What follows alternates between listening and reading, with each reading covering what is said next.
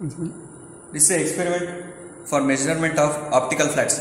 Optical flat is used for checking the specimen whether it is absolutely flat or not.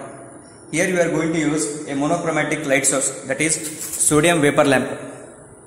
Here the first thing we are going to use is a borosilicate glass, and the next two things are convex and concave lenses, and these are the slip gauges. Here the specimen that we are going to use is the slip gauge or the slip gauges.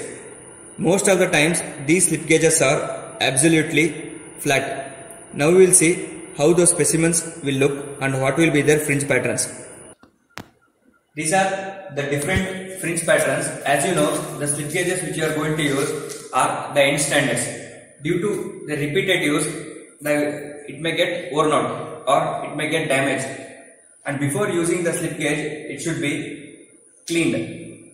So these are the different fringe patterns. If it is not cleaned, what will happen? It is going to create an angle so that the fringe pattern will vary. So first you are going to keep the slip gauge or any specimen, then on top of it you are going to keep the borosilicate glass to observe the fringe patterns. If you are going to get these straight lines, equally spaced straight lines, then that specimen will be perfectly flat. If it is not flat or absolutely flat, if it is near to flat, it is going to show like this. This is perfectly flat specimen. This is not perfectly flat specimen or near to flat specimen.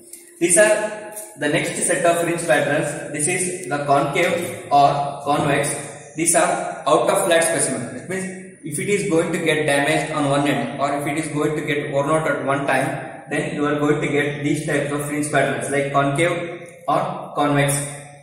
And the next one is, if there is any depression in the middle, if it is gets accidentally damaged, then the fringe patterns that you are going to get is like this.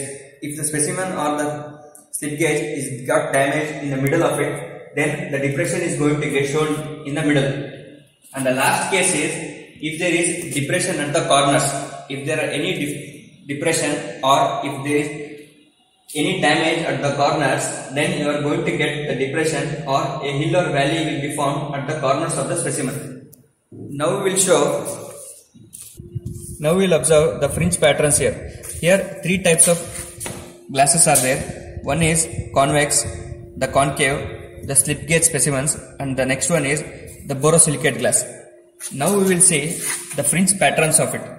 Now the borosilicate glass is kept on the convex lens.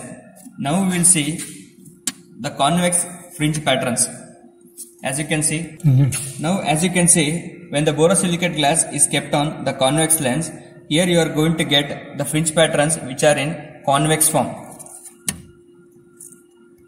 Now when we place the borosilicate glass on the concave lens, now we are going to get the fringe pattern in the concave form, as you can see. Now we are going to check the specimen whether it is flat or not. For that, what we have done, we have taken the slip gauge as a specimen and we have kept the borosilicate glass on top of it.